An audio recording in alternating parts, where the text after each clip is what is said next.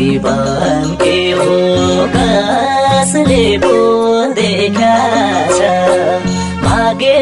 लेख्ने त्यो भाग्यले खै के लेखाछ फुल्न नपाएको पिलामै झरे भने